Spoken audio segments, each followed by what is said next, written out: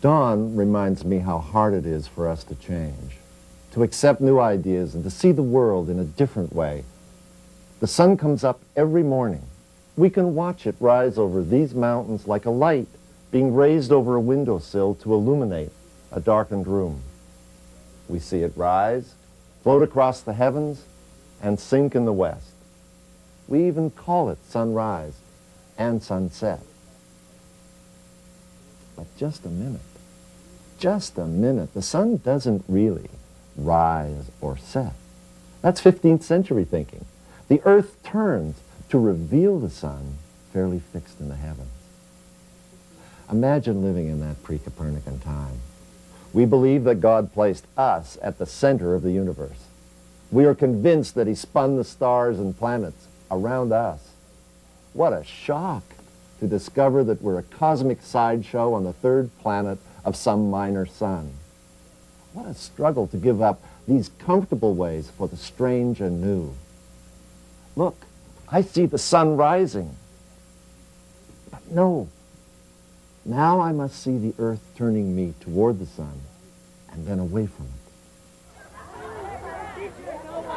Traditional schooling is fixed as firmly in our minds as the sunrise was in the minds of 15th century Europeans.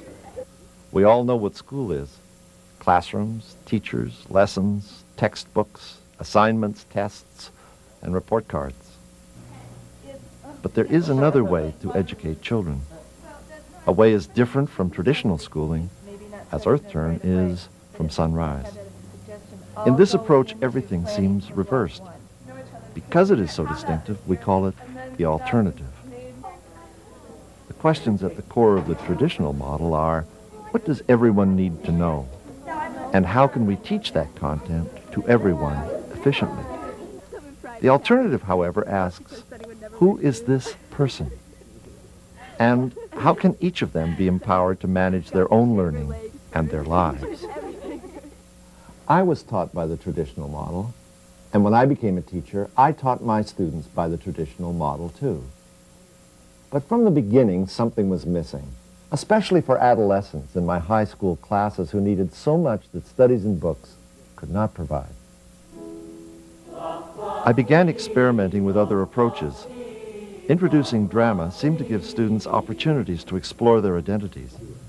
We planned scholars' retreats with students at which they discussed issues that concerned them: violence, the environment, sex, the future, and personal values. We organized Stop the City, I Want to Get On, a week of learning experiences for 350 adolescents from every high school in an urban school district. We used the deserted double gymnasium. Student families each built their own environments. They chose from a menu of experiences offered by local experts. They used the city as a classroom. They created their own experiences, activities, and ceremonies. It was as powerful for us as for them. Gradually, the shadowy outline of a model of the alternative to traditional schooling took shape. In it, students became the central focus. They directed their own learning and wrestled with both the freedom and responsibility involved. They reached out beyond the school to the community, to places across the country or the globe. They took on challenging experiences, sometimes in cooperative teams, sometimes on their own. Often, they were overwhelmed and needed help. It became clear that the overall purpose was not courses, grades, and credits, but the degree to which students developed as people, how much they matured, and were on track for a promising adulthood. But a working model eluded me until a movie called Walkabout gave me the organizing metaphor I needed. In that remarkable Australian movie, now at least 25 years old, a disturbed father begins firing his revolver at his children, driving them alone into the bleak, desert-like outback. Dressed in their private school uniforms, they are completely unprepared to find food or water, survive the heat, create a shelter, or find a path to safety. They were helpless and on the verge of dying when suddenly a young Aborigine appears. He is on his walkabout, a 6-month journey through the harsh landscape to a circle of waterholes, and finally back to his tribe. All his knowledge and skills are tested, along with his courage and endurance. If he returns, the boy is celebrated as a man. Suddenly I saw this as his graduation and compared it to the high school graduation of his age mates in North America. What a contrast. Imagine visitors from space watching a typical graduation weekend and trying to figure out the kind of education that is being celebrated. Their conclusions would astound and dismay us. I asked myself, what would a North American walkabout look like? What kind of performance by students in a sophisticated technological society would make an appropriate demonstration of their readiness for adulthood? With the help of that metaphor, I saw the whole process unfold. Students taking more and more responsibility for their learning, becoming skillfully self-directed in their graduation years. They prepare to meet challenges that will both shape and test their development. They set demanding achievements for themselves in several areas and then pursue them. At graduation, they demonstrate their accomplishments to the community, and everyone celebrates their passage from school to the world beyond. I described the process in detail in an article published in the Phi Delta Kappan in 1974. The response then was overwhelming. Searching for the right passage from childhood and school became the most requested reprint in Kappan history. Many schools launched walkabout programs. Among them was Mountain Open, now Jefferson County Open near Denver, Colorado, where the staff has been enhancing and polishing the concept for nearly 20 years. The alternative lives. Let's see how it works. Jefferson County Open is public. It's a combined elementary and secondary school, and it enrolls more than 800 students. You know you're in a different kind of school the moment you enter. Through traditional eyes, students appear undisciplined and disorderly. I asked the principal, Carla Miles, to explain. We want our kids to find their own order, their own sense. I think that's the definition of education, is helping kids make sense of their world. And that's their order. Somebody comes in and it looks pretty chaotic, well, that's pretty exciting, because for me the most exciting classroom in the world is an elementary or preschool classroom with lots of things going on and kids making lots of choices and learning, sometimes learning when people don't even see it. That's my favorite kind of learning. It's learning when nobody can see it. You can't videotape it, you can't comment on it, you can't write a book about it. It's the secret learning. So, and that sometimes doesn't look very ordered. We feel comfortable when students are trained in traditional forms of discipline and supervised to ensure that they practice it. If students are learning from the core, however, they need the opportunity to develop self-control and self-management. Dealing with people who are struggling to overcome the obstacles that impede them is often uncomfortable. But it's an essential part of the alternative model. My dad, and then, you know, my mom, too. Yeah, the more you say that, the more I'm convinced that Brian's right about your mom. I think the more I'm convinced that that's the scariest part of this, and that it should be an integral part. Because I don't know, I get scared of her. I'm scared of her. Yeah. I'm going to want to see, when we do a wrap-up, I'm going to want to see some evidence that you approached that, all right? So walkabout is really something from the heart. At Jefferson Open, students receive a list of 28 requirements for graduation. Each requirement can be fulfilled in a variety of ways. We struggled very hard to put together a set of 28 graduation expectations so that we didn't have to hold our finger up and say, you're ready to graduate, you know, the wind's from the east. So that we had something for kids to look at and for advisors to sit down with kids and say, have you addressed these issues? These 28 intellectual, social, personal areas, have you addressed them on an exposure or an experience or a competence basis? That is, have you tried them out? Have you had some experience with it? Have you become competent at it?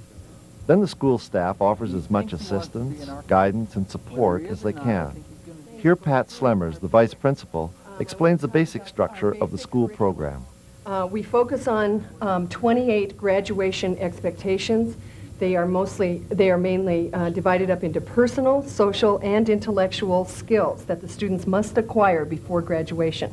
That includes the traditional ones of math and language arts and those kinds of things, but it also includes being able to do healthy confrontation, being able to function in a group, those kinds of things, keep their bodies and their minds well and make healthy choices in their life.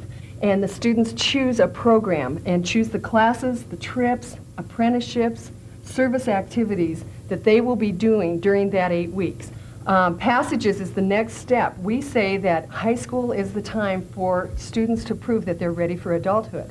And so what we want them to do is do these 6 passages and prove that they are ready to be an adult before they're out on their own.